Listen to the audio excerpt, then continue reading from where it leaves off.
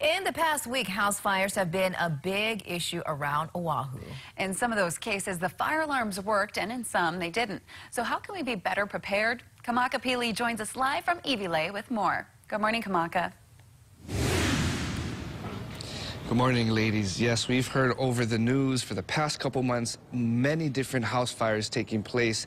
Some of that, like mentioned by Kelly, included a working fire detector, some didn't. So we're here at City Mill with Facilities Manager Frank Suster. Good morning, Frank. Good morning. Thank you very much for having us this morning. Now, I see you have a bunch of things set up for us. First and foremost, what do you guys have to offer in terms of smoke detectors? Well, we have a wide variety, from as low as $6 up to $25. So the first thing you have to consider is where you're going to put the fire extinguisher and what type, not fire extinguisher, but smoke detector, and what type do you need. The fire department claims that 2 out of every 3 smoke detectors in the home do not work. And the main reason is the battery is dead. Okay. And the other reason is because the unit is old. A typical smoke detector only lasts about 10 years. Because in every smoke detector, there's a micron of radiation. And that radiation is what detects the smoke. And what happens is over about a 10-year period, it dissipates. Also, when you have a smoke detector in your home for over 10 years, it gets very dusty. So it should be periodically cleaned. They sell products like dusters, spray air. And I know from personal experience, the dust also sets off your alarm as well. Right, so you have to periodically spray, spray in the unit like that, blow all the dust away to extend the life. Okay. Now, again, by code, in any home built after 1990, all homes have to have an AC or electric smoke detector. They should be in every bedroom and every hall leading to a bedroom. And of course, this one has a backup battery with the electric, and these are mounted to junction boxes, like I have here. Okay. And usually they're mounted on, our ceilings in Hawaii are usually drywall. But if you don't have, let's say your home was built in the 1970s, then you'll have to go with a strictly battery type. Okay. And the battery is put in place, the door is locked, right? And then there's a test button. So when you depress the test button, it will chirp. Okay. So the problem is when the battery gets weak, the unit starts to chirp. It'll go chirp, chirp every 30 seconds. So what happens is homeowners watching a Super Bowl and the smoke detector is going chirp, chirp, chirp. They go up there. Why? What do? They take the battery out. And they realize it still chirps.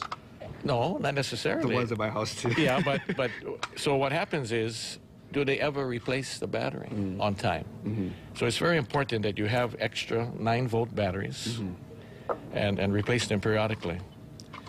Now, how do homeowners know what would be the best appropriate for their house? Yeah, it depends. Now, naturally, if a person is hard of hearing and they might not be able, they do make smoke detectors that have a strobe light built in. Okay. Oh, that's and good. this light will flash and make enough light where there's a pathway. So the person can get out of the unit. So that's a good thing. Okay. But the decibels on a smoke detector are very loud. So the other situation is let's say you have a 2-bedroom house, bedrooms upstairs, bedrooms downstairs, and the fire is downstairs. The alarm upstairs is not going off. So they do make it where you can buy, here's a kit, for instance, where there's 5 smoke detectors in here, and they can all be interconnected. Okay.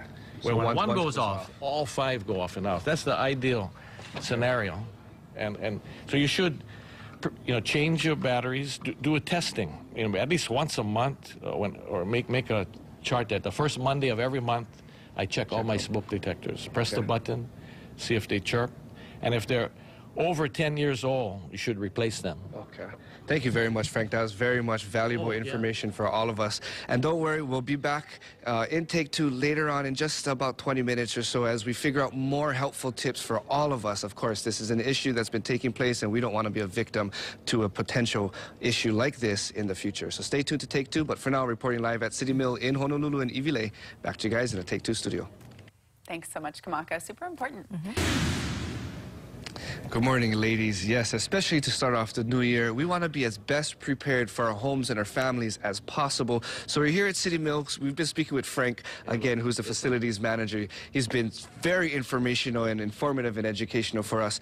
You know, so the last time we talked about these smoke detectors. Can you show us how easy it is to actually install? Right. You know, if you have an electric type, it has to be mounted to a junction box. But most homeowners, you know, if they're going to have electrical setup, they're going to get a licensed electrician. But if you're just going to put the battery type, any homeowner can do it. You take your smoke detector, you detach the mounting ring. It goes on your ceiling, which is usually made out of drywall. You take a 3/16 drill bit. You just drill, you know, or you can take, since you're working up on the ceiling, you take a pen or pencil. You make a mark where it's going to be mounted. You take your drill, make your holes. You take your plastic anchor. It goes right in, and then when you realign it up, you put it right where the anchor is, and you just put your screw. So very, very simple, yeah? Very simple, and then so that piece then would just screw and of course, right in. Smoke detectors should be as close as possible to the center of the room. Never put it right on the corner, because that's a dead air space. Yeah. So that's basically very simple. Should have one installed in every bedroom and in the hallway leading to bedrooms. And as you mentioned, every 10 years needs to be about replaced. every 10 years, check it and replace it, yeah? So now, aside from that, of course, we had fire extinguishers, other accessories. You know, what are some helpful tips that you may be able to share with viewers of how to best be prepared? You know, there's three kinds of fires, A, B, and C. A fire is wood and paper. B is grease chemical. C is electrical. So in the kitchen area, it's all right to have a BC fire extinguisher because you're dealing with grease, chemicals. But the ideal type is the ABC for all three types of fires. There's only one word you got to remember whenever using a fire extinguisher. It's the word PASS, P-A-S-S. P is pull the ring. There's usually a ring that's detached to the trigger. You pull that out. Okay, that's P. A is you aim the nozzle at the base of the fire. S, you squeeze the trigger. And S again, you sweep. If you do that, most fires can be put out in a few seconds. So ABC is the recommended for the homeowner. And of course, you should have one on every floor. If you have a two-story house, one on the top, one on the bottom, and near the kitchen. But never put the fire extinguisher directly behind your stove. Because if it catches fire, you can't get to it. And so have it near the exit in the kitchen. And then the other problem in the homes is, of course, when people use oily rags. There's a thing called spontaneous combustion. Products such as Watco Danish oils that people use for staining, boiled linseed oil. What happens is when the rags dry, they generate heat, and that could lead to spontaneous combustion. So whenever dealing with rags, you should wash them thoroughly with a detergent or any non-greasing type of product. And of course, here we have a can. If you're not going to be washing them right away, you know, again, you need three things to have a fire. One of them is oxygen. You eliminate the oxygen, you don't have spontaneous combustion. So this is a container that you can put the rags in and seal it tightly. Or you could also, you know, you need heat, yeah? So maybe if you're going to keep the rags for a period of time, you put a bag of ice in there. Keep it cool so there's no spontaneous combustion. Thank you very much, Frank. That was very informative and very educational. A great piece of great tips for you and your family. And I really liked what he said. When you're shooting your fire extinguisher, make sure you shoot at the base of it rather than the top of the flames. It's like when you're watering a plant. I was always told, don't water the leaves, water the base. Reporting here live at City Mill. Back to you guys in the Take Two studio. Thank you, Kamaka.